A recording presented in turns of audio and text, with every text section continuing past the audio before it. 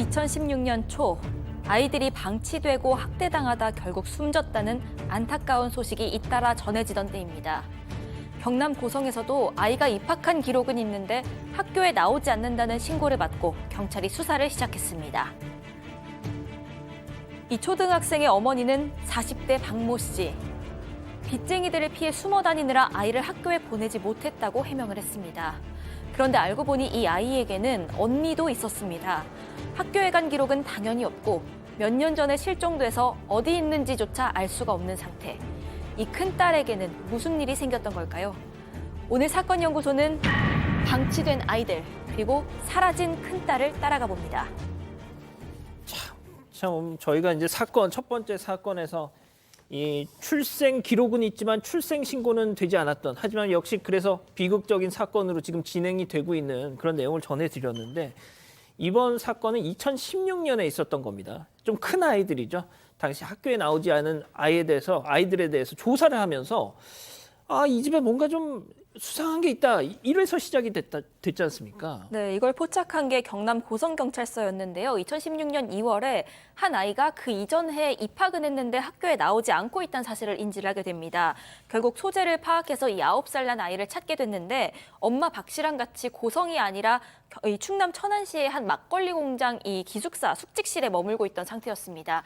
이 아이는 또래에 비해서 교육적 지체가 상당히 심해서 이 글도 제대로 읽고 쓰지 못하는 그런 상태였습니다. 어머니인 박 씨는 경찰 조사에서 빚 독촉을 피해서 도망 다녔다. 신분이 노출될까 봐 아이를 학교에 못 보냈다. 이렇게 진술을 했고요. 경찰은 아이를 교육적으로 방임한 혐의로 엄마 박 씨를 구속해서 수사하기 시작했습니다. 자, 처음에는 그냥 아이 학교 안 보내서 방임이다 이런 줄 알았는데 그게 아니었습니다. 그게 아니었고요. 첫째 딸도 있었어요. 첫째 딸이 마찬가지로 장기 결석 아동이었는데 4살 이후로 행적이 전혀 없는 겁니다. 그래서 물어봤더니 2009년도에 서울 노원구에 있는 아파트에서 애가 놀다가 잃어버렸다라는 거예요. 근데 4살짜리 아이를 잃어버렸는데 실종 신고도 안 한 겁니다. 이상하지 않습니까? 예. 그래서 실제로 이 여성 같은 경우에 2009년 이후로 서울 노원구를 떠나서 여기저기를 전전하다가 고성까지 갔던 그런 상황이었습니다. 4살짜리 딸이 사라졌어요. 실종 신고하고 막 전국 돌아다니면서 전단지 뿌리고, 이게 보통 엄마들 아닐까요? 그렇죠. 그래서 지금 큰딸 생사부터 좀 파악을 해야 될 것 같아서, 만약에 지금 애가 컸다면 12살이 될 거라고 생각하고 그 아이가 어디 있냐 추궁을 좀 해보니까, 처음에는 놀이터에서 잃어버렸다 이렇게 얘기했다가 종교실에서 맡겼다고 하기도 하고요. 말을 안 들어서 야산에 버렸다라고 또 그 얘기도 합니다. 결국 거짓말 탐지기를 해봤는데 모두 거짓으로 드러났고, 계속 추궁을 하자 결국 아이를 학대해서 숨져서 야산에 매장했다라고 진술을 한 것입니다. 아이고, 교수님 이건 또 뭔 소리일까요 또? 예? 이 박 씨 같은 경우가 이제 사실 따져보니까 2009년도 1월쯤에 그 남편과 가정 불화로 해서 5살 그리고 이제 2살 된 딸을 데리고 서울 집에서 나온 이후에 친구 집을 전전했다라고 합니다. 그러면서 이제 동시에 빚 독촉에 이제 시달렸다라고 하는데요.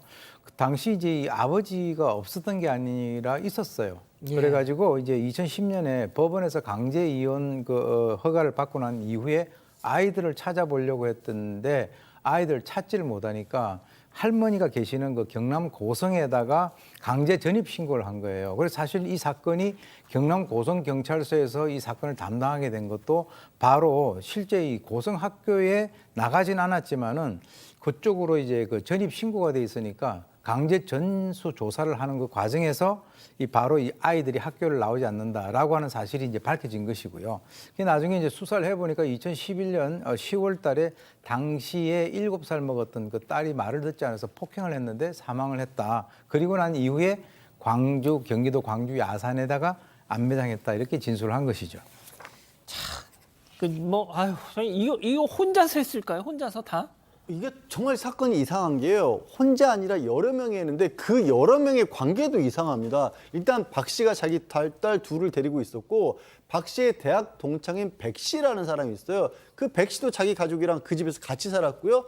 또 그 백 씨의 아이를 가르쳐준 학습지 교사 이 씨가 있는데 이 씨도 그 집에 같이 살았던 거예요.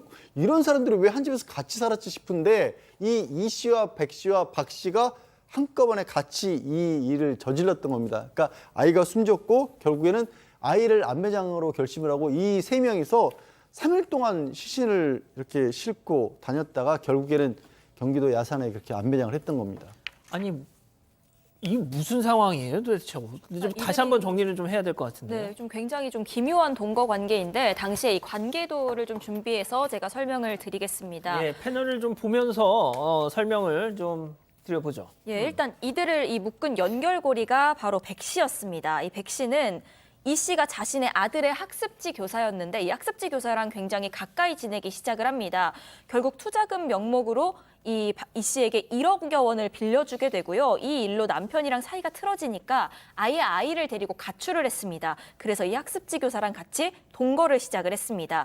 그리고 이 학습지 교사 이 씨를 자신의 대학 동창인 박 씨에게 소개를 했습니다. 신앙심이 깊고 재력 있는 선생님이다라면서 소개를 했는데 이 박 씨 역시도 학습지 교사에게 돈을 빌려줬습니다. 본인 어머니 명의의 아파트까지 담보로 잡아가면서 9억 원 정도를 빌려줬고요. 역시나 이것 때문에 가정불화가 생기면서 이혼을 당했습니다. 그러자 이 아이 둘을 데리고 같이 역시나 이 학습지 교사의 집에 들어가서 동거를 하기 시작을 했던 겁니다. 그 집에는 결국 이 학습지 교사의 언니 그리고 백 씨의 어머니 등까지 결국 성인이 대여섯 명, 아이들도 대여섯 명 이렇게 여러 명이 한 집에 살게 됐던 거고요. 박 씨랑 백 씨는 학습지 교사가 운영하는 대리점에서 같이 일까지 해왔습니다. 자, 다시 한번 좀 보여주세요. 교수님, 이게 무슨 지금 우리 가족 여러분들도 그러고 저도 딱 저거 보자마자 드는 생각이 무슨 신앙 공동체인가 막 약간 그런 느낌도 들고요. 저는 이제 이렇게 표현을 하겠습니다. 느슨한 형태에 있어서 이 사이비 종교와 상당히 유사하다. 그 이유는 말이죠. 지금 이제 그 대학 동창인 백 씨와 그리고 박 씨 같은 경우는 이제 서로가 이 씨라고 하는 사람에 대해서 그 일종의 정신적으로 종속이 되어 있었다라고 우리가 추정을 할 수가 있는데 그 이유는 이 두 사람의 패턴이 똑같아요. 돈을 갖다가 거액을 갖다 빌려주고 난 이후에 그리고 이제 그 자기 남편과 이혼을 하고 그리고 아이들을 데리고 이 씨가 있는 그쪽 집으로 이제 그 어떻게 보면은 공동생활을 갖다가 하게 된 것이죠. 그러니까 이 가족의 형태 자체가 보통 일반인들은 잘 이해를 할 수 없는 그러니까요. 그런 어떤 그 공동체 형식을 가지고 있는데 왜 그러냐면 이 집주인 이 씨가요, 이 집도 여러 채 가지고 있고 휴대전화도 대리점도 하고 하는 그런 사업도 하고 있는데 아니 돈을 갖다가 빌려줬는데 그걸 갖다 받지 않고 그 집에 가서 그 이 씨가 뭐 이렇게 지시하는 그것을 갖다 따랐다라고 한다면 아까 말씀하신 대로 이게 사이비 종교하고 상당히 유사한 그런 그 상황이 될 수밖에 없다라고 하는 거죠. 왜? 10억 투자를 했는데 돈을 받기는커녕 오히려 그쪽에 가가지고 약간 이렇게 종속된 상태에서 예. 어떤 지시를 받아오면서 생활한다. 이것은 그야말로 일종의 그 정신적 종속 상태가 존재하지 않으면 성립되기 힘든 관계입니다. 자, 박 변호사님, 네. 자기들끼리 뭐 신앙 공동체를 하든 뭘 하든 상관없는데 아이는 왜 그렇게 된 거예요? 2009년 초부터 경기도 용인에서 아주 큰 좀 72평짜리 아파트에서 함께 거주를 했는데요. 이 박 씨 아이 2명이 있죠. 또 백 씨 아이 1명 있습니다. 아이들 셋이 아마 학대를 당한 것으로 추정이 되는데 유난히 이 박 씨의 큰딸이 타겟이 된 것으로 보입니다. 말을 잘 안 듣는 이유로 베란다에 감금하고 밥도 잘 먹이지 않고 학대가 2년 가까이 지속이 됐는데 숨지기 전날인 2011년 10월 25일입니다. 아이가 가구하고 옷을 망가뜨렸다는 이유로 회초리 등으로 폭행을 하고 테이프로 묶어놔서 구타한 데 방치를 했습니다.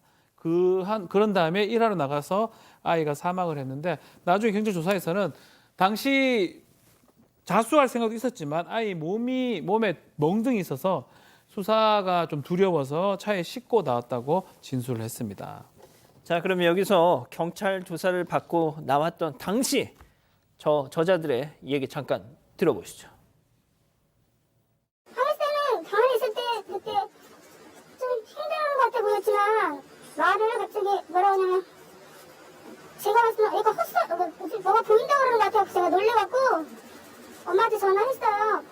빨리 오라고. 근데 그전에도 제가 미리 전화했었거든요. 빨리 오라고. 나는 이제 야, 애기 출근하기 전에 빨리 안 갔으면 좋겠다고 제가 말렸거든요. 구타를 당했다는 걸 장시간 걸쳐서 이렇게 아니요, 왜냐면 저희들이 몰랐던 게 그 엄마가 그 티를 안 냈었어요 그때. 그리고 나서 나중에 엄마가 얘기를 하더라고. 자기가 그렇게 했다고. 그래서 영장부터 보여주고 그러면서 이거 어떡하냐고. 아니 뭐가 저렇게 당당해요. 저게 지금 학습지 교사이자 집주인 이 씨인데요. 당연히 몰랐을 리가 없고 오히려 학대를 주도했다는 사실이 뒤늦게 드러났습니다. 친모 박 씨가 훈육 핑계로 학대를 할 때 아이 입을 틀어막아서라도 교육을 시켜야 한다. 이런 식으로 지시를 하기도 했고요. 학대를 견디다 못해서 아이가 다 죽여버릴 거야 이렇게 절규를 했다고 전해지고 있습니다. 그런데 이 말 듣고 친모에게 우리 다 죽여버린다는데 너는 애를 살인자로 키울 거냐? 라면서 또다시 박 씨에게 체벌을 지시하기도 했습니다. 그러니까 이렇게 학대를 저 집주인이자 학습지 교사가 주도하고 지시했던 거죠. 자, 일단 교수님께 마지막으로 여쭤볼게요. 양 변호사님, 저 사람들 어떤 처벌 받았습니까? 재판부에서 봤을 때도 집주인의 이 씨가 가장 큰 책임이 있다라고 봐서 징역 20년 선고를 했고요. 친모는 15년 선고를 받았습니다. 그리고 대학 동창이라는 백 씨 그리고 학습지 교사는 집행유예로 됐고, 다만 친모는 정신질환이 있었던 모양입니다. 이 항소심에서 10년으로 감형이 됐습니다. 자, 교수님, 그 학대 살해당했던 그 큰딸, 그 아이 학대를 견디다 못해서 정말 마지막 정말 단말마적인 그 고통, 다 죽여버릴 거야. 그 아이, 그 어린애가 오죽했으면 그런 얘기를 했겠어요. 그랬더니 쟤 잡아야 되겠다. 막 그러면서 결국 죽인 거잖아요. 그 이제 그 과정에서도요 아주 구체적으로 저 아이를 갖다가 뭐 몇 대 때려라 이런 식으로의 어떤 그 구체적인 지시를 갖다 내린 것으로 그렇게 이제 밝혀졌는데요.